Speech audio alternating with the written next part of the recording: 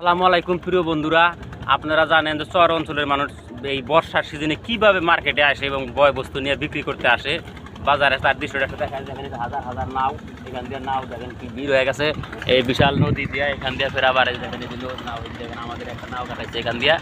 এইরকম মানে চর অঞ্চলের বিভিন্ন এলাকায় থেকে এরকম নৌকা দিয়া বিভিন্ন শহরে বয়বস্তু দেখেন। এই নায়ের মধ্যে দেখেন একেবারে ভালো করে দেখা যাচ্ছে মানুষজন, পাট, ধান, কালাই সব নিয়ে রেডি হয়ে গেছে। আরও দেখেন অনেক নাও আছে এদিকে আসতেছে, এই দেখেন কত নৌকা। এইটা মোটামুটি ধরেন এইটা আমি বিলাসীপাড়া শহর থেকে গৌরাঙ্গ নদী হয়ে এটা একবার এই যে এরকম নৌকা দেখেন, আরও অনেক নৌকা আছে, এই যে আরও নৌকা আছে, আমি তাই না একটা বগল এনে দেখা দিলাম। আবার আমরা যে নৌকাটা পার হচ্ছি, আমাদের একটা ভাইটি পার করে দিছে, আল্লাহ তাকে নিয়ামত দান করুক। আরও লোক আছে, এই নদীটা যা বড় মতো তো লাগছে।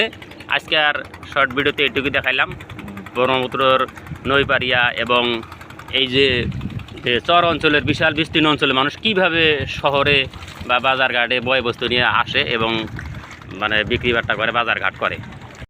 তো যাই হোক বন্ধুরা, খরাং সিজনে বা শুকনা মৌসুমে হয়তো বিভিন্ন ধরনের যানবাহন, ঘোড়ার গাড়ি বা অন্য উপায়ে শহরের বয়বস্তু আনা নেওয়া বা বেচা কেনা, হাট বাজার করে।